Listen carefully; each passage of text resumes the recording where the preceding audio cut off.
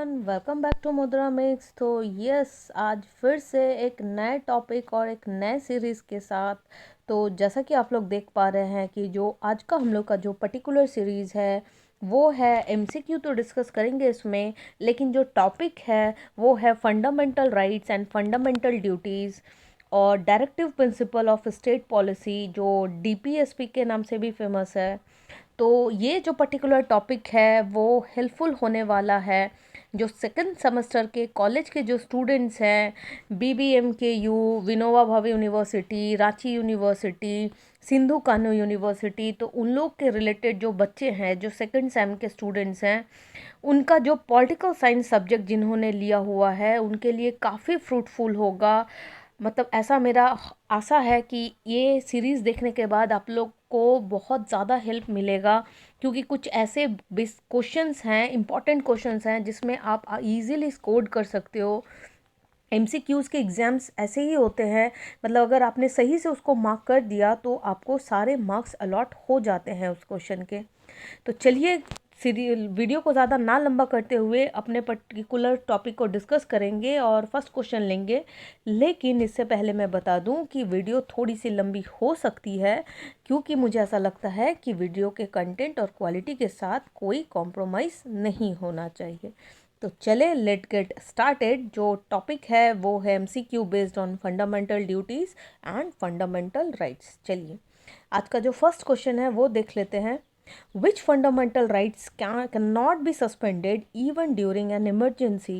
जब भी कोई इमरजेंसी हो तो कौन सा ऐसा फंडामेंटल राइट है जो कि सस्पेंड नहीं होता, कैन नॉट बी सस्पेंडेड। ठीक, जो ऑप्शंस गिवन है वो हैं ए, राइट टू स्पीच यानी कि बोलने का अधिकार, राइट टू रिलीजन अपने धर्म को प्रैक्टिस करने का अधिकार, राइट टू इक्वालिटी कि सबको बराबर, all are equal before law and सब इक्वल है, और right to life and personal liberty. तो इन चार ऑप्शन में से कौन सा ऐसा एक फंडामेंटल राइट्स है जो कि इमरजेंसी में भी सस्पेंड नहीं होता? तो इसका जो करेक्ट आंसर है वो है right to life and personal liberty. ये इसका करेक्ट आंसर होगा। बाकी सबको हम लोग रिलैक्स कर सकते हैं इमरजेंसी काइंड ऑफ सिचुएशन में, लेकिन राइट टू लाइफ यानी कि आपको जीने का अधिकार और आपकी पर्सनल लिबर्टी जो है वो आपसे इमरजेंसी के दौरान भी नहीं रिलैक्स किए जाते, वो पीपल के पास ही होते हैं। तो इसका जो करेक्ट आंसर हो जाएगा वो हो जाएगा ऑप्शन डी। ठीक है, थोड़ा सा एक्सप्लेनेशन भी देखते हैं। Right to life and personal liberty can not be suspended even during an emergency. इस टाइम पीरियड में भी ये रिलैक्स नहीं होते, ये पीपल को ये अधिकार मिलते ही मिलते हैं।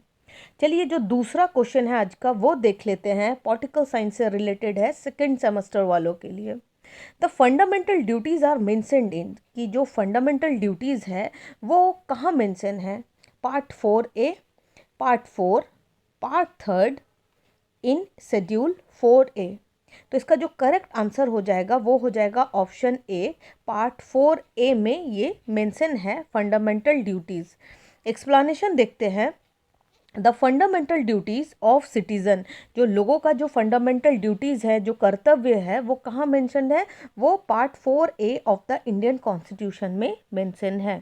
Part 4A of the Indian constitution, the fundamental duties of citizen are mentioned. ठीक, जो थर्ड क्वेश्चन है उसको देख लेते हैं। Which of the following article of the Indian constitution contain fundamental duties, कि भाई ऐसा कौन सा आर्टिकल है इंडिया के कॉन्स्टिट्यूशन में जो फंडामेंटल ड्यूटी को कैरी करता है? विच of the following article of the Indian constitution contain fundamental duties, contain करता है फंडामेंटल ड्यूटीज़ को। ठीक, तो जो ऑप्शंस गिवन है वो है 45A, 51A, 42 और 30B। तो इस क्वेश्चन का जो करेक्ट आंसर हो जाएगा वो हो जाएगा ऑप्शन बी, यानी कि 51A। आंसर है बी, यानी कि 51A। थोड़ा सा एक्सप्लेनेशन देखेंगे। The fundamental duties of citizens are mentioned in article 51A of the Indian constitution. Fundamental duties जो लोगों की है वो कहाँ मेंशन्ड है, कौन सा आर्टिकल में? वो आर्टिकल 51A में इंडियन कॉन्स्टिट्यूशन में मेंशन है और पाया जाता है। जो फोर्थ क्वेश्चन है उसको देखेंगे, which of the following are fundamental duties. Option में से ऐसा कौन सा ऑप्शन है जो फंडामेंटल ड्यूटीज को बताता है कि कौन सा सिटीजन का फंडामेंटल कर्तव्य है। मौलिक कर्तव्य कौन से हैं? फंडामेंटल ड्यूटीज मीन्स मौलिक कर्तव्य ना। तो पहला जो ऑप्शन गिवन है वो है सेफगार्डिंग पब्लिक प्रॉपर्टी, कि भाई पब्लिक प्रॉपर्टी को सेफगार्ड करना। दूसरा ऑप्शन है protecting the sovereignty, integrity and unity of India. Option C is developing scientific temper and humanism, and option D is all the above. तो भाई हमें मालूम है कि जो हमारे फंडामेंटल ड्यूटीज़ है, हमारे कर्तव्य क्या है देश के लिए, तो भाई सेफगार्ड करना है, हम सेफगार्ड करना चाहिए हम लोगों को पब्लिक प्रॉपर्टी का। इनफैक्ट पब्लिक प्रॉपर्टी को कोई अगर नुकसान पहुंचाए तो आप जाके वहाँ स्टैंड लो, आप उसे समझाओ कि जो है पब्लिक प्रॉपर्टी वो आप सेफ करो, आप इसको क्यों खराब करोगे। अक्सर जैसे रिपोर्टें आती हैं ताजमहल में वो जो कॉस्टली जो मार्बल्स हैं उसमें लोग लीक आते हैं नाम वगैरह, तो वो सब ना करे, वो उसको अगर रिड्यूस किया जाए तो जो पब्लिक प्रॉपर्टी है जिसके लिए इतना कलेक्शंस होते हैं, इकोनॉमी बूस्टअप होती है देश की, हम उसको क्यों खराब करें, क्यों, मतलब उसको नहीं करना चाहिए। नहीं, हमारा कर्तव्य होना चाहिए कि ना हम करें ना लोगों को करने दें, बल्कि समझाएं कि वो ऐसा ना करें। दूसरा, प्रोटेक्टिंग द सोवर्निटी को प्रोटेक्ट करना चाहिए, इंटीग्रिटी को बरकरार रखना चाहिए, यूनिटी को भी बरकरार रखना चाहिए, ये हमारा कर्तव्य होना चाहिए। Developing scientific temper and humanism भी होना चाहिए। तो भाई इसका जो करेक्ट आंसर हो जाएगा वो ऑप्शन डी हो जाएगा, यानी कि सारे ही करेक्ट हैं, option D is correct. Explanation देखते हैं, चूंकि ज़रूरत है, मुझे लगा इस क्वेश्चन का एक्सप्लानेशन रिक्वायरमेंट है, तो इसका एक्सप्लानेशन यहाँ है। It shall be the duty of every citizen of India abide by the Constitution and respect its idol and institution, the national flag and the national anthem। ये सारे जो जितने भी यहाँ पॉइंट्स हैं ये सब के सब फंडामेंटल ड्यूटीज़ हैं, ऑल आर फंडामेंटल ड्यूटीज़, कि कौन से ड्यूटीज़ और हमारे मौलिक कर्तव्य होने चाहिए एक सिटीज़न होने के नाते देश का। ठीक है, तो पहला क्या है कि to abide by the constitution and respect its ideals and institution, national flag and the national anthem. B, to cherish and follow the noble ideals which inspired our national struggle for freedom. C, to uphold and protect the sovereignty, unity and integrity of India. ये option में था, yes it is. To defend the country and render national service when called upon to do so. CE, to promote harmony and spirit of common brotherhood amongst all the people of India, transcending religious, linguistic, regional or sectional diversities, to re-announce practices derogatory to the dignity of woman। F, जो हमारे fundamental duties हैं, हाँ, to value and preserve the rich heritage of our composite culture. Heritage से heritage topic से एक और आया, इसके साथ एक और MCQ अगर आ सकते हैं तो हाउ मेनी हेरिटेज और जो कल्चरल हेरिटेज हैं इंडिया के, साइट्स कितने हैं हेरिटेज साइट्स। तो अभी करंट में 2022 तक इंडिया के जो हेरिटेज साइट्स हैं वो 42 हैं, और यस 42 के आसपास हैं, 40 के रेंज में हैं अभी हेरिटेज साइट्स इंडिया में। तो भाई इंडिया के हेरिटेज साइट्स को भी तो प्रोटेक्ट करना है, इम्प्रूव करना है नेचुरल एनवायरनमेंट को। नेक्स्ट जो है, to protect and improve the natural environment including forest, lakes, rivers and wild life, and to have compassion for living creatures. भाई जो सस्टेनेबल डेवलपमेंट है, जो इतने सारे कंट्रीज़ ने जो एक मुहिम चलाई हुई है जिसमें उन्होंने इन सबको भी शामिल किया हुआ है कि भाई एंडेंजर्ड स्पीसीज़ में बहुत सारे ऐसे स्पीसीज़ चले जा रहे हैं, एक्सटिंक्ट हो जा रहे हैं, रेयर हो जा रहे हैं, जो शायद हमारे आने वाले भविष्य जो हैं वो ना देख पाए। तो भाई हमें भी चाहिए ना कि उनका जुडिशियली इस्तेमाल करें, उनको बचा के इस्तेमाल करें। सस्टेनेबल डेवलपमेंट का जो ब्रुटलैंड कमीशन ने दिया था जो डेफिनेशन, वो काफ़ी अच्छा डेफिनेशन था, क्योंकि उसमें उन्होंने बताया था कि जो सस्टेनेबल डेवलपमेंट के जरिए जो भी स्पीसीज़ हैं, जो भी प्रजाति हैं, जाति हैं, उनको हम या फिर जो भी रिसोर्सेस हैं, हम उनको इस तरह से इस्तेमाल करें कि हम भी इस्तेमाल करें और बिना कॉम्प्रोमाइज़ किए, और आने वाला पीढ़ी भी उसको इस्तेमाल करे या फिर उसको देख सके। तो भाई बनता है इन सबको सेफगार्ड करने का। Each जो है to develop the scientific temper, humanism and spirit of inquiry and reform. भाई ये ऑप्शन भी तो गिवन था, that's why all of the above आया वहाँ। To safeguard public property and abjure violence, to strive J point to strive towards excellence in all spheres of individual and collective activity, so that national constantly rises to higher levels of endeavor and achievement. K.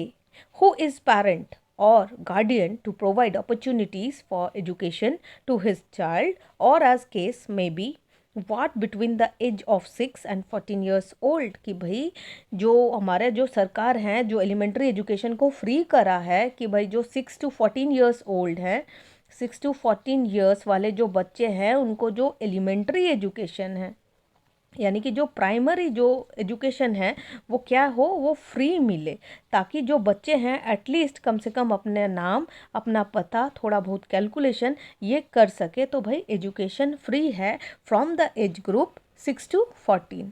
ठीक, चलिए आज का जो 5वां number का जो सवाल है उसको ले लेते हैं। Which of the following committee suggested incorporating fundamental duties in Indian Constitution? कौन सी ऐसी कमेटी है जो सजेस्ट करती है इनकॉर्पोरेट फंडामेंटल ड्यूटीज हमारे संविधान में? तो भाई जो ऑप्शन गिवन है वो है Malhotra committee, Raghavan committee, C option है Swaran Singh committee and D है नरसिम्हन कमेटी। तो इसका जो करेक्ट आंसर है वो हो जाएगा सी, यानी कि स्वर्ण सिंह कमेटी। इन्होंने इनकॉर्पोरेट किया था फंडामेंटल राइट ड्यूटीज़ को। तो fundamental duties were incorporated in the Indian constitution by the constitutions 42nd amendment, जिसको कि छोटा संविधान भी बोला जाता है। एक्ट 1976 में जो हुआ था अमेंडमेंट, उसको upon the recommendations of the स्वर्ण सिंह कमेटी, वो रेकमेंड किसने करा था? स्वर्ण सिंह कमेटी ने करा था। ठीक, चलिए छठा सवाल ले लेते हैं, यानी कि 6 नंबर का question. Which of the following articles of the Indian constitutions contain the right to religious freedom? कि भाई हमें अपना धर्म या फिर धर्म से रिलेटेड प्रैक्टिस करने का कौन से इंडियन आर्टिकल के तहत जो राइट है वो मिला हुआ है?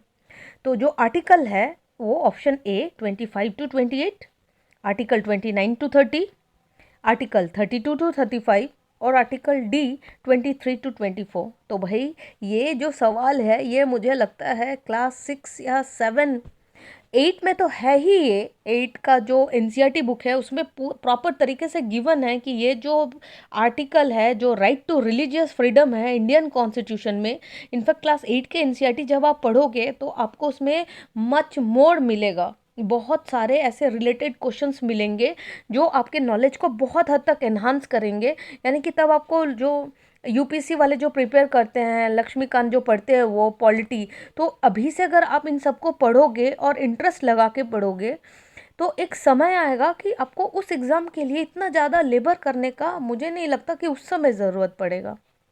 फिलहाल अपार्ट फ्रॉम दैट थोड़ा सा देख लेते हैं इस क्वेश्चन का आंसर। तो चूंकि भाई इस क्वेश्चन का आंसर क्लास 8 के बच्चे बता सकते हैं, तो इसका जो करेक्ट आंसर है वो है आर्टिकल 25 to 28 के तहत हम धर्म का प्रैक्टिस कर सकते हैं। थोड़ा सा एक्सप्लेनेशन भी देखेंगे इसका। Article 25-28 of the Indian constitutions contain right to religious freedom. थोड़ा सा देखेंगे। सब्जेक्ट टू जो 25 आर्टिकल है, subject to public order, morality and health and to other provisions of this part. All persons are equally entitled to freedom of conscience and the right freely to profess, practice and propagate religion.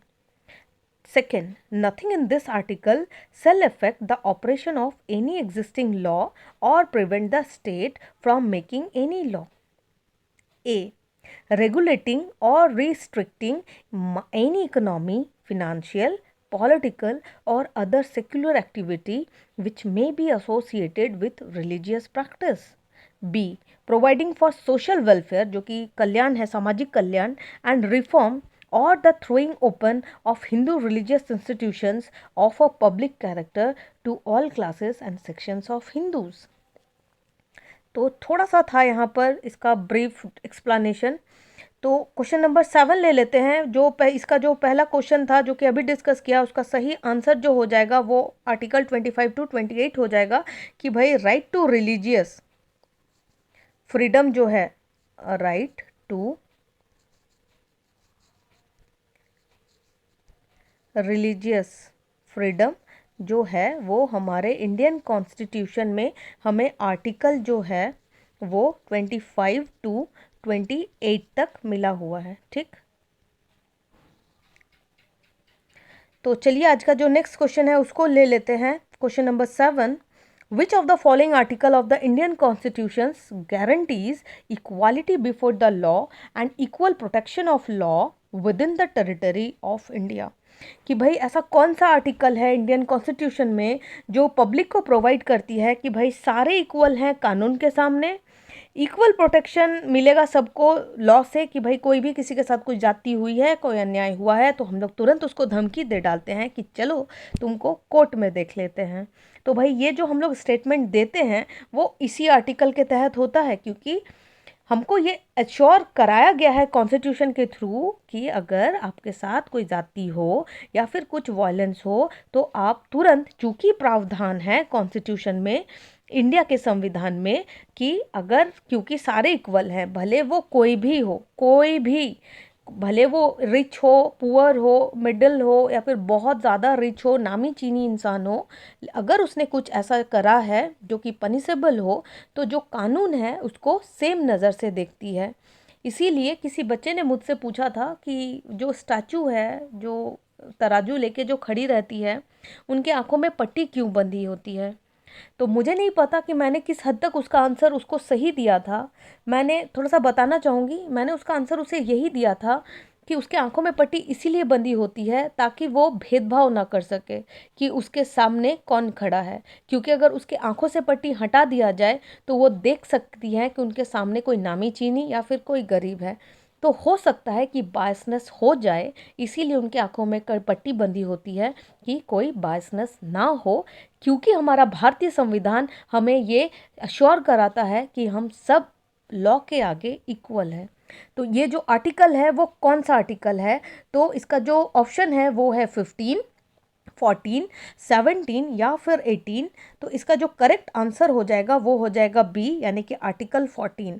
Article 14 of the Indian constitution guarantees equality before the law और the equal protections of the law within the territory of India. India के territory के अंदर, यानी कि भारत के border के अंदर ही अगर किसी के साथ कोई भी प्रॉब्लम हो तो वो बंदा इजीली जाके वो वैसा धमकी दे सकता है कि मैं तुम्हें कोर्ट में देख लूँगा। ठीक, चलिए आज का जो 8वां सवाल है उसे ले लेते हैं। Which article of the Indian constitution abolish untouchability. कि भाई ऐसा कौन सा आर्टिकल है भारतीय संविधान में जो अनटचेबिलिटी को अबॉलिश करती है। इसके लिए बहुत सारे फ्रीडम फाइटर्स ने काम भी करा था, बहुत सारे रिफॉर्मर्स ने भी काम करा था, गांधी जी, अब्राहम लिंकन, ये ऐसे शख्स के नाम हैं जो बहुत मतलब काफ़ी पेशेंस वाले इंसान थे और बहुत फाइट किया था इन सब पे। अपार्थेड, जो काले और गोरे का जो भेदभाव था, अनटचेबिलिटी, जो लोअर कास्ट के साथ जो भेदभाव होता था, वो सब सब कुछ। तो कौन से आर्टिकल में है भारतीय संविधान में? ऑप्शन है आर्टिकल 18, आर्टिकल 15, आर्टिकल 14 या फिर आर्टिकल 17। तो इसका जो सही आंसर हो जाएगा वो है आर्टिकल 17 के तहत of the Indian constitutions abolish untouchability. It's states untouchability is abolished and it's practice in any form is forbidden. कि भाई इसको अबॉलिश किया जाता है, यानी कि अनटचेबिलिटी को ख़त्म किया जाता है। अगर कोई इसका प्रैक्टिस करता है, यानी कि कोई भेदभाव करता है, तो भाई उसे बख्शा नहीं जाएगा। वो शख्स, ही और शी इज़ फॉरबिडन, मतलब उसको पनिश किया जाएगा। The enforcement of any disability arising out of untouchability shall be an offence. वो बिल्कुल गैर मतलब कानून के अगेंस्ट में होगा, मतलब हम लोग वायलेट करेंगे उसको।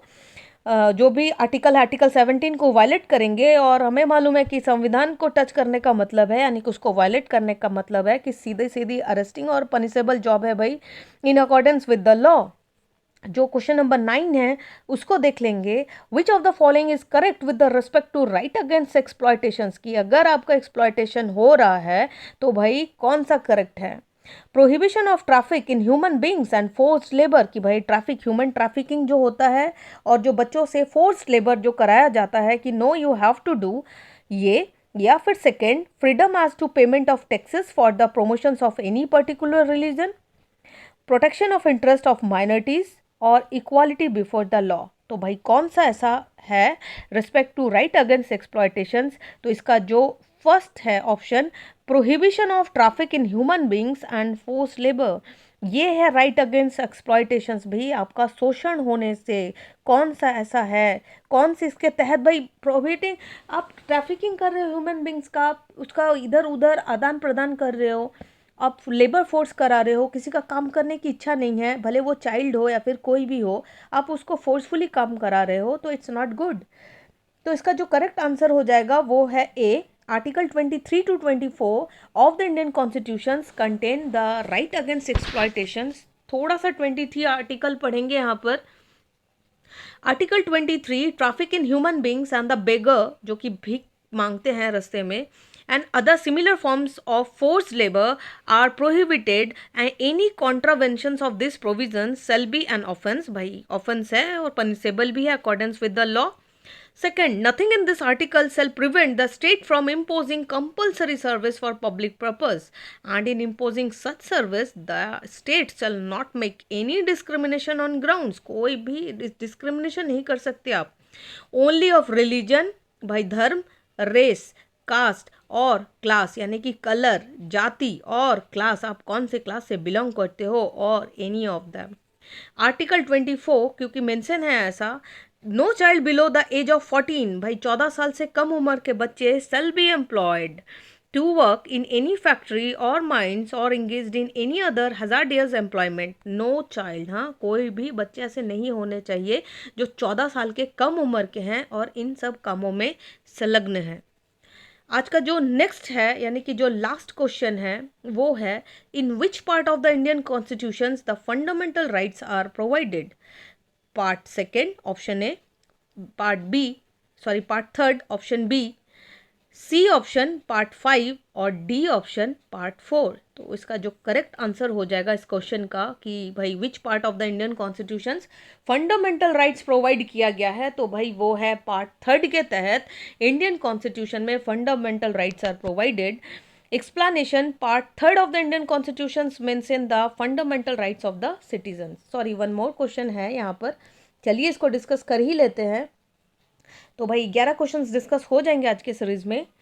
The fundamental duties were included in constitution of India by which of the amendment act, ऐसा कौन सा एक्ट था जिसमें हम लोग फंडामेंटल ड्यूटीज को इंक्लूड किए थे अपने भारतीय संविधान में।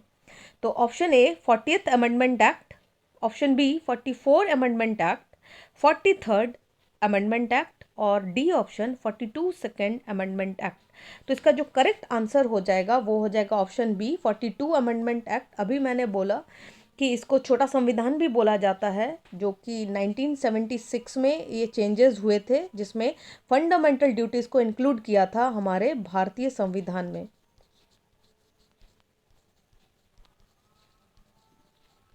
भारतीय संविधान में इंक्लूड किया गया था। ठीक, तो ऐसा एक्सप्लेनेशंस अगेन कि fundamental right duties were incorporated in the Indian constitutions by the constitutions 42nd amendment act 1976।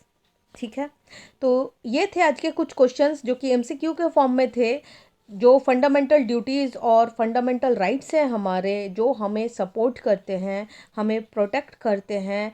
कोई भी हमें ऐसे ही मार के नहीं चला जाता, हमें सिखाता है कि हमें कैसे व्यवहार करना चाहिए, हमें कैसे रहना चाहिए, हमें किसी का शोषण नहीं करना चाहिए, हमको सबको इक्वल के रूप में देखना चाहिए, भेदभाव नहीं होना चाहिए, male female, caste, creed, religion, कुछ भी। और जो बच्चे हैं उनसे काम नहीं कराना चाहिए फोर्सफुली, कोई भी, क्योंकि उनका उतना एज नहीं होता, मैच्योरिटी लेवल नहीं होती उस काम को करने की। एजुकेशन प्रोवाइड कराना चाहिए, अपने प्रॉपर्टीज़ को सेव करना चाहिए, जो हमारे एनवायरनमेंट है उनको अच्छे से रखना चाहिए, संरक्षित करना चाहिए, कंजर्व करना चाहिए। तो ये थे कुछ आज के क्वेश्चंस, और मुझे जैसा लगता है कि भाई ये मददगार साबित हुए होंगे आप लोगों के लिए। आने वाले सीरीज़ में प्लीज़ बने रहें। Hopefully you like the session. Thank you.